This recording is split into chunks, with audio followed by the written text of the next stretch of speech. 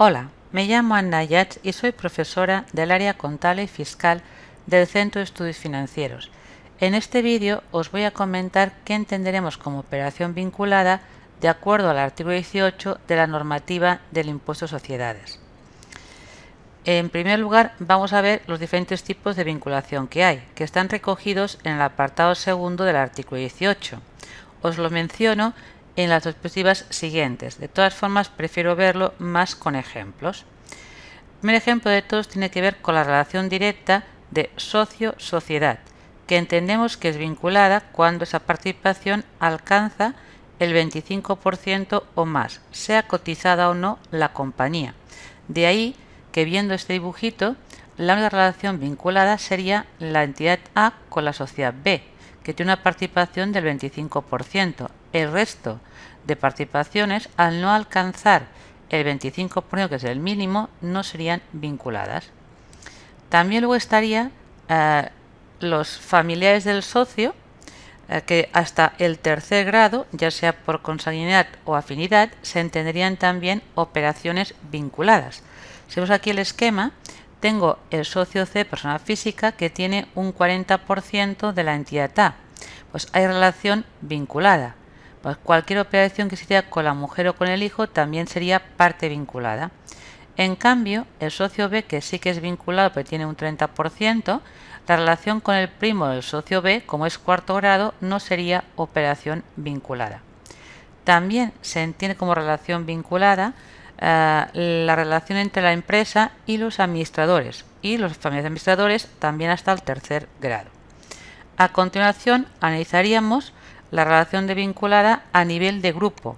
Grupo entendiendo grupo mercantil de acuerdo al artículo 42 del Código de Comercio, que incluiríamos a la dominante y a las dependientes. En este dibujito tenemos que la empresa controla el 55% de B y controla el 80% de lo que sería C, pero no ejerce el control en D y en E. Por tanto, en definitiva, el grupo serían las compañías A, B y C, lo que implicaría que cualquier operación entre ellas sería operación vinculada, por ejemplo, entre B y C, aunque no tengan participaciones entre ellas. Una vez también tenemos el concepto de grupo, la relación entre los administradores de compañías del mismo grupo también es operación vinculada. No lo es la relación de los socios, pero a nivel de administradores sí que es operación vinculada. Luego también hay que analizar lo que sería el tipo de relación de vinculada, que es las participaciones indirectas, que sería cuando alcanzan como mínimo el 25%. Por ejemplo, aquí tenemos que A través de C tiene en D un 30%, pero claro, 80 por 30 representa solo un 24%. Eso quiere decir que si hacemos algún tipo de operación entre A y D, no es operación vinculada. En cambio, sí que lo es con la empresa E, porque la relación indirecta es de un 32%, es superior al 25%. Resumiendo, tendríamos en este esquema que D y E no es parte vinculada en relación con B, pero en cambio la relación también de C y D sería parte vinculada, porque tiene una relación directa de socio-sociedad de un 25%, o también de C y E también es parte vinculada. Y en cambio D con A no, pero A con E sí que lo sería. Pues es un poco mirar el grupo primero, luego mirar la participación indirecta, si se cumple o no. Se puede cumplir de esta forma o también a nivel de personas físicas, que tienen participaciones en ambas sociedades o familiares, que aunque hasta el tercer grado, siempre que entre el grupo familiar o la persona física tengan como mínimo un 25%, las operaciones entre ambas empresas entenderían como parte vinculada. Aquí lo tenemos. Tenemos que la persona física A tiene un 40% de la empresa A también. Y en cambio, su mujer y su hija tienen otra empresa de la cual entre las dos tienen un 30%. Pues cualquier operación que hagan A y B también se entendería parte vinculada. Y por último, tendremos como relación vinculada la compañía que reside en España con sus estudiantes permanentes que tenga fuera de España. Por lo tanto, si tenemos sucursales en Francia e Italia, se entenderían parte vinculada. El definir qué entendemos como operación vinculada es importante por dos motivos. Primero, porque las operaciones entre partes vinculadas hay que verlas siempre a valor de mercado, que además a nivel de grupo no puedo hacer ajuste fiscal porque la norma 21 en el grupo vertical y horizontal me obliga a aplicar siempre el precio de mercado. Por lo tanto, el ajuste primario y secundario debe estar contabilizado. Ahora bien, el resto de operaciones que hemos visto anteriormente vinculadas, como la relación indirecta del 25%, o con administradores o con familiares, si se aplica un precio distinto al de mercado, se podría hacer ajuste fiscal tal como indica el modelo 200 al colocar como casillas para ajustar el artículo 18. El 1011 y el 1012 sería para corregir cuando el valor que se aplica en la contabilidad no es el valor de mercado.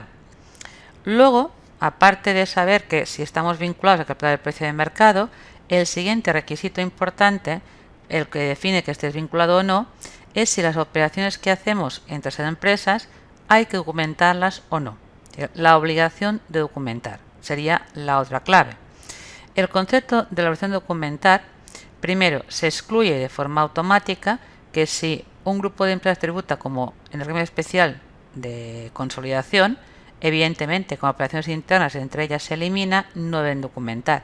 Tampoco documentan las agrupaciones de interés económico y las UTEs, o bien también todo tiene que ver con oferta pública de compra o venta de acciones.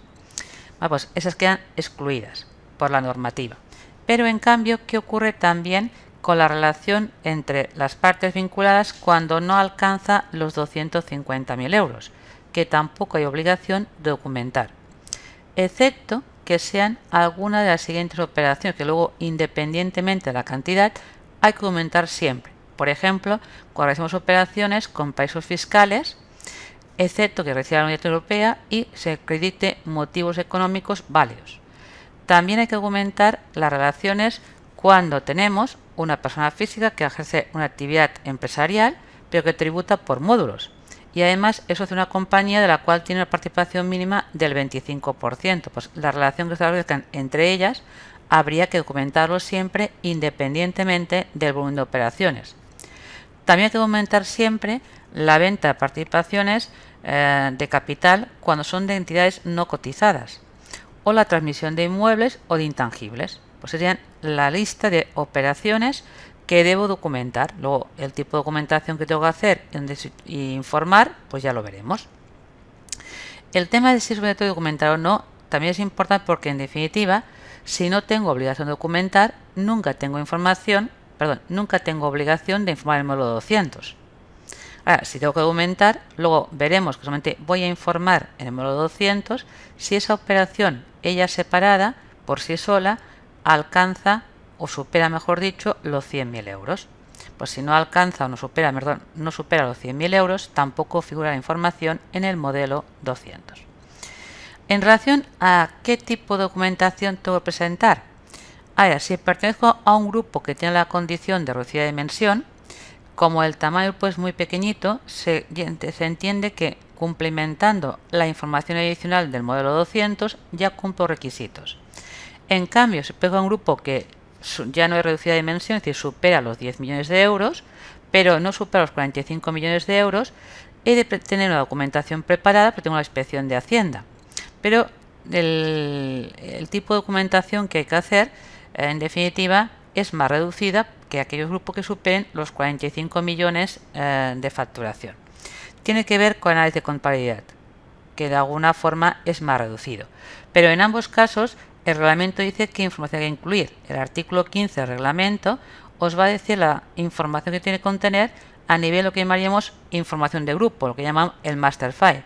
Y luego el artículo 16 os va a decir qué puntos debe recoger la información en relación con el contribuyente, es decir, con el contribuyente en concreto de que tenemos que informar, el country file.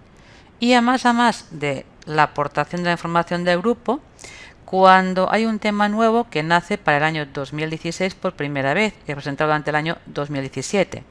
Si la dominante es española o es nombrada por la dominante extranjera como la que está obligada a informar, es la información país a país. Eso solamente se cumple cuando un grupo, la facturación supera los 750 millones, que tienen que aportar unos datos de operaciones que realizan en cada país.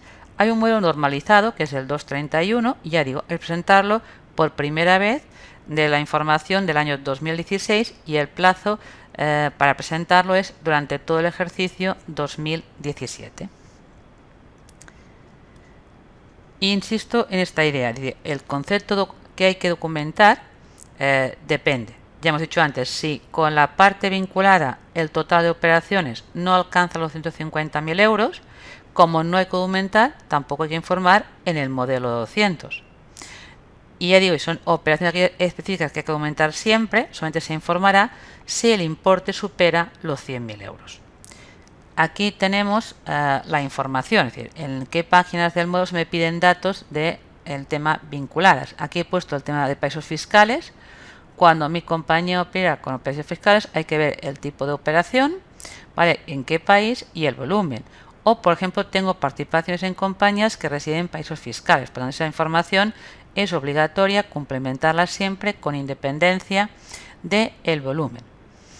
Y luego también es obligatorio rellenar como partes vinculadas la cesión de activos intangibles. Como tienen derecho a reducir un porcentaje de la renta, pues el artículo 23 pide información específica en este apartado de qué entidades se ceden activos intangibles entre ellas. Y las operaciones vinculadas figurarían en este apartado, donde solamente figurarían cuando, por tipo de operación y por método de valoración, superen los 100.000 euros. Pues aquí hay que hacer constar de los NIF, los datos, el tipo de operación que hay y, en definitiva, el método de valoración y el importe de la operación. A nivel de ejemplo, aquí tengo el siguiente. Tengo una empresa, ¿vale?, una compañía con una filial suya, que es la sociedad A. Durante el año actual ha realizado los siguientes tipos de operaciones. Le ha facturado alquileres, pues cobra por alquileres 60.000 sin el IVA, por lo tanto, digo la base.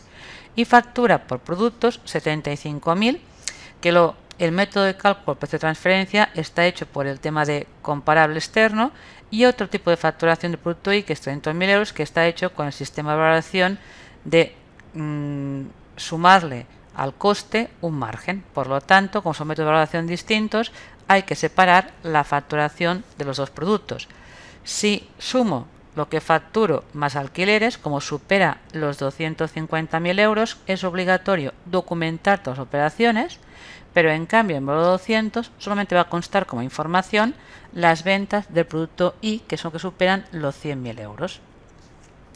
En cambio, ahí tengo una participación de un 30% en la empresa B, que es relación vinculada, porque es relación directa socio-sociedad con un 25%, y he cobrado tanto de intereses, y por servicios de management que le facturo son 40.000 euros, y le he vendido unas participaciones por valor de 150. Si sumo las tres operaciones que he realizado con la parte vinculada, no alcanzan los 250.000 euros. Pero cuidado, porque la venta de participaciones que no están cotizando es una de aquellas operaciones que hay que documentar siempre. Por lo tanto, la venta hay que documentarla, y como además supera los 100.000 euros, hay que informar en el módulo 200. Ya digo, el tipo de documentación dependerá del grupo de qué facturación tenga, si es reducida de dimensión, si está entre los 10 millones y 45 millones o más de 45 millones.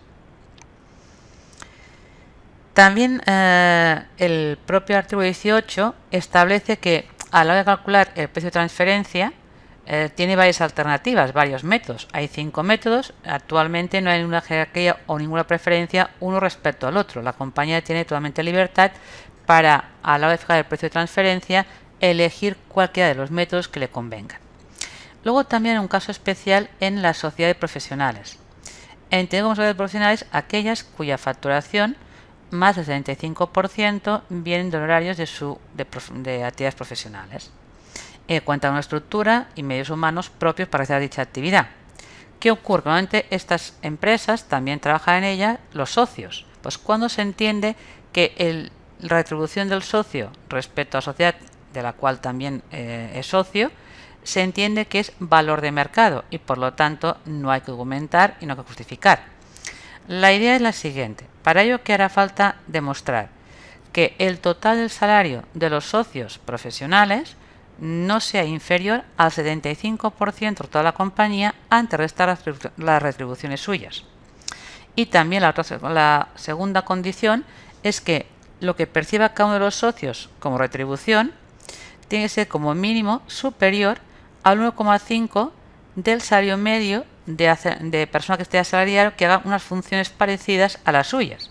Y si no hay persona asalariado que haga una función similar a la suya, es coger el IPREM del año 2007 en este caso, y de alguna forma debe ser como mínimo 5 veces el IPREM, ¿vale?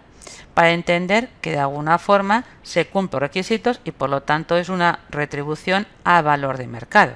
En caso contrario, pues un socio lo cumpla, otro no, habría que documentar el porqué y a ver qué tratamiento le damos. Por ejemplo, aquí tengo un despacho de arquitectura que ha facturado en el 2017 900.000 euros y dos de sus socios, que son arquitectos, también como tal facturan. Y esos socios tienen una participación que supera el 25%, son partes vinculadas. A la hora de establecer si el salario que ellos perciben es de mercado o no, tengo que tener en cuenta qué gente trabaja en la empresa. Tenemos una secretaria, un administrativo, aquí os doy los salarios, también tenemos un aparejador y también tenemos que trabajar en la empresa dos arquitectos con el sueldo bruto de 80 y 120.000 respectivamente. Os doy los gastos de seguridad social y los gastos generales. Pues a partir de ahí, primero calculamos cuánto estaba la compañía antes de restar la retribución de los socios. Pues tenemos que, si cojo los 900.000, quito salarios, seguridad social y gastos generales, son 440.000 euros. Para entender que el sueldo de los socios es de mercado, primera condición, tiene que ser como mínimo el conjunto de los dos sueldos superior al 75% de 440.000 euros, y 330.000 euros entre los dos. Y además a más, como aquí hay arquitectos en plantilla, el sueldo individual de cada uno de ellos tiene que superar la media de los dos empleados. Como son 80 más 120 partido por 2, deben cobrar más de 100.000 euros. Pues la idea es esto: si el sueldo supera los 100.000 euros y la suma del conjunto supera los 330.000 euros, se entendería que está valorada la retribución a un valor de mercado.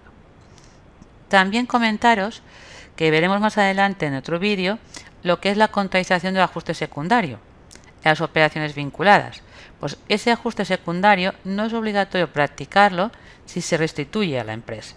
Eso es importante para cuando se hagan actas de operaciones vinculadas en la cual se corrija el precio de mercado. Pues si la corrección del precio de mercado o la aplicación representa un ajuste secundario del cual habría que tributar una parte, si eso se regulariza en definitiva antes de cerrar el acta, pues no formaría parte de la cuota del expediente.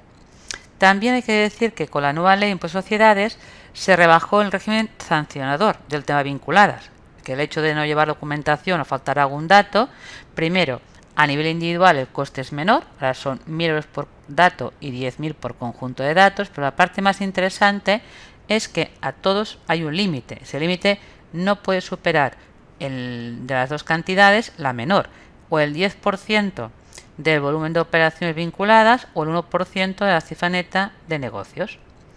Gracias por vuestra atención y os invito a ver el siguiente vídeo que hará referencia a la parte contable de las operaciones vinculadas. Hasta la próxima.